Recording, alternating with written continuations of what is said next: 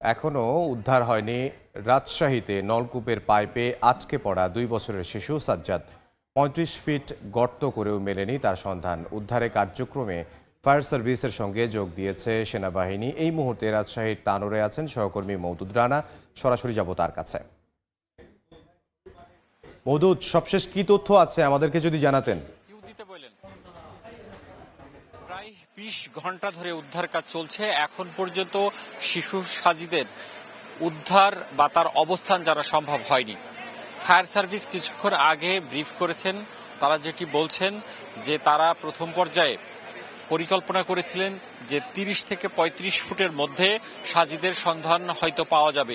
সে অনুযায়ী তারা খনন কাজ পরিচালনা করছেন এবং এখানে অন্তত 3টি খনন যন্ত্র এই খনন কাজ করছে। এবং আমরা যেটি দেখেছি যে গতকাল রাতভর এখানে একটি বড় গর্ত খনন করা হয়েছে এবং সেই গর্ত দিয়ে শিশু সাজিদ যে গভীর নলকূপের গর্তে পড়েছিলেন সেখানে একটি সুড়ঙ্গের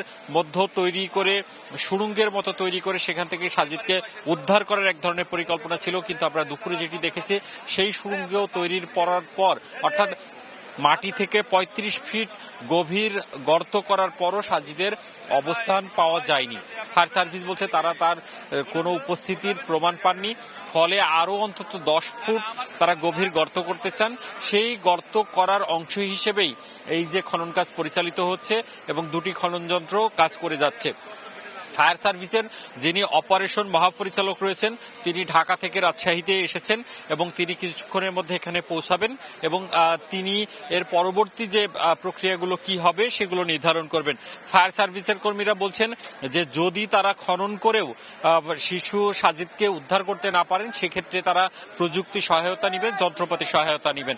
ফায়ার সার্ভিস সর্বশেষ বলেছেন যে তারা শিশু সাজিদকে অক্ষত ও জীবিত উদ্ধার করতে চান।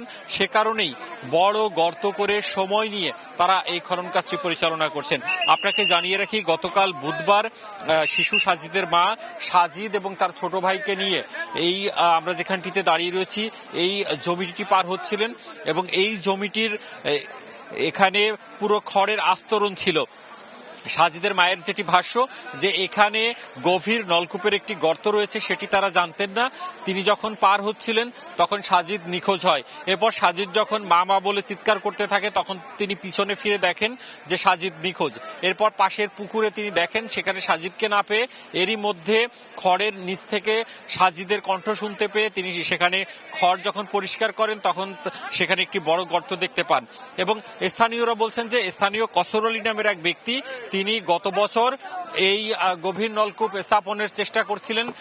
এখানে 120 ফুট নিচেও পানির স্তর না পাওয়ার কারণে তিনি যে গভীর নলকূপ সেটি স্থাপন করেননি, ফলে এটি আর তিনি বন্ধ করেননি এবং গত বছর অতিবৃষ্টি হওয়ার ফলে এই গর্তটি বড় হয় এবং সেই গর্তে সাজিদ পড়ে যায়। ফায়ার সার্ভিস সর্বশেষ বলছে যে তারা সর্বোচ্চ চেষ্টা করছে সাজিদকে জীবিত এবং অক্ষত উদ্ধার করা। তবে এখন পর্যন্ত তার উপস্থিতি বা সে কোথায় আছে, কত ফুট নিচে আছে সেটি জানা সম্ভব হয়নি।